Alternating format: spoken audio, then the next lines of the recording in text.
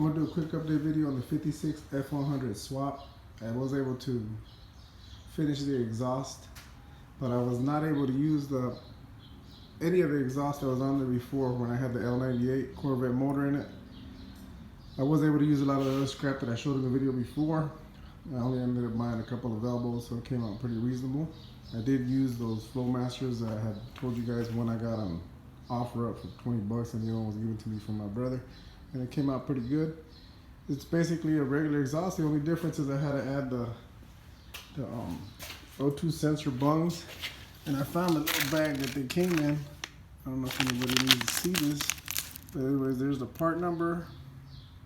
The main thing is going to be the thread size. It's M18 by 1.5, and like I mentioned before, I use one of these as a drain plug on the transmission, because when I was looking for a drain plug to use on there, they're basically the same thing, but they come with the little gasket in between here. And they're cool because they're cool because they all come with a little cap. So for example, this one, we're not going to be using this O2 sensor no more if we put it on like a Chevy small block, which is what this was set up for. It was set up, this exhaust was set up for a Chevy small block with mid-length headers, and you can just put the plug back in.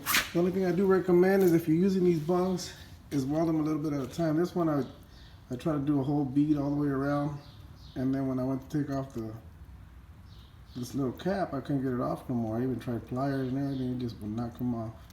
So it welded itself to it. So just do a little bit at a time if you use them, and then make sure you can take it off and do a little more, make sure it still turns until you get all the way around. That'll be good enough. Let me show you. See, here's one of the O2 sensors. I put them in the stock location because I am using the stock header manifolds, and this is where they're located on the truck from what I've seen online. They're right around there, about 4 inches from here, and then they're tilted at an angle. I did them both the same way. This side was a little bit more tricky because I had to go around and miss the frame. I'll show you guys from the bottom right now.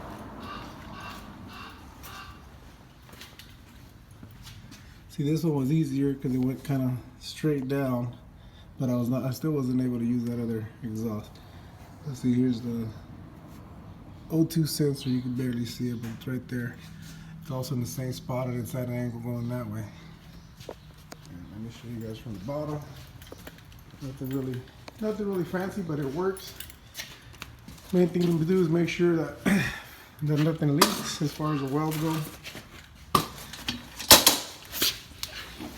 So,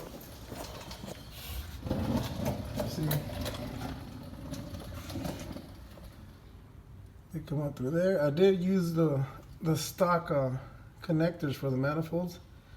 They were coming down. They had about 2 inches on one side for the manifold, and the other side had about 3.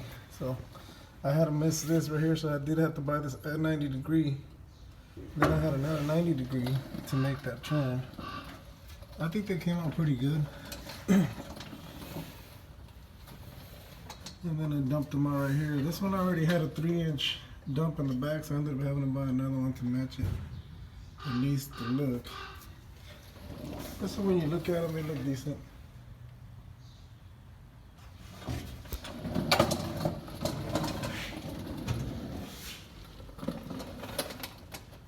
There's your O2 sensor. It comes down, nothing fancy. There you go, comes down there. I am using the stock oil pan. The reason I was able to get away with that is because I got so much room that I was able to lift up the motor. But even then, I think if I would have put it where the other motor was, it would have been fine. But there's a hose on the rack and pinion for these Corvettes that goes up. And I had to miss that because I bent it when I was putting the motor in. Let me show you what I'm talking about right now. And then I'll start it up so you could hear it.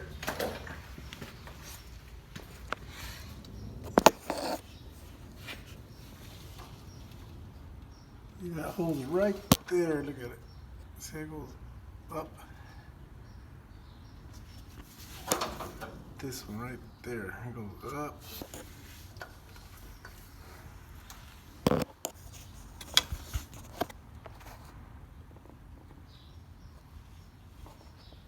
It's kind of dark in there. I'll show you guys some other time. But anyway, there's that. Let me fire it up, show you guys how it came out. I did install the aftermarket gauges into the original cluster. Came out pretty nice, I think. We got oil pressure, gas, voltage. This is the GPS speedometer I was talking about trying out. I don't know how good that works yet. See when we take it on the road. Our PM gauge doesn't work. Temp sensor's in there. And the cool thing about it, when I use that aftermarket harness, it does give you the blinker. They're already set up, so you just have to hook them up. And this is for the high beam. It's kind of nice. See? That way you know the high beam is on. With that aftermarket harness I talked about before. There's what I took out of the original speedometer. That wasn't hard to get out. See, there's your blinker markers. That's kind of nice. That's already there, really easy to hook up if you get that aftermarket harness I talked about before. This is what I took out of there. This piece right here pops right out. I don't know if it works or not, but at this point it wasn't going to work at all. And then the rest of it, I didn't have to cut anything because all this stuff just kind of clips on. I did have to cut this out though. This is where the gauges would sit on the bottom. That's about the only part that is kind of iffy because it leaves this little marker here. But I'll figure out how to get rid of that as far as putting something on there to make it look a little nicer. But they work. I mean, not really nothing you can complain about. So anyways, this is a cold start so you guys could hear it.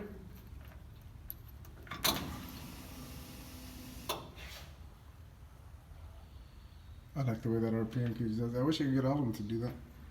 Anyways, here we go.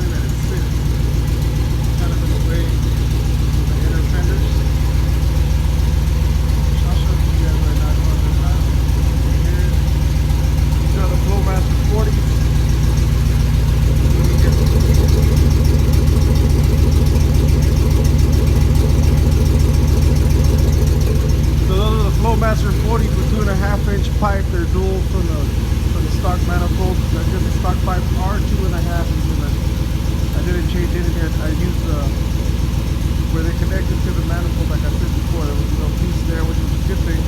I thought it was kind of funny. Show you guys something. I thought it was kind of funny that from the factory, this side comes flat with the ring, and the other side is coned, like what I'm used to using. This side does not have a ring, it's coned in there. And it's, the pressure is what seals it. Like an old school exhaust. Here's the intake. I hope you guys can hear me. This is just the intake you order for a stock 2000 Chevy Silverado. It's gonna work. I believe it's gonna work. But I need an elbow to drop it down because right here it's obviously in the way of the hood and the fender. So once I get that elbow, then I'll be able to bring it down. It does come with a box, kind of like a half a box to where this fits in. Let's show you guys what I'm talking about.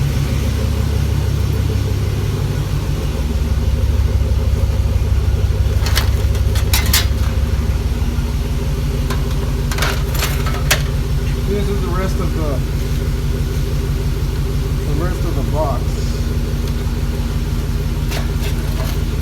You set it up however you need it. So once I figure out where it's gonna sit, then I'll be able to finish that off, whatever I need to do to it. So anyways, I hope this helped out. Somebody's trying to figure out how to do the same thing. Thank you guys for watching.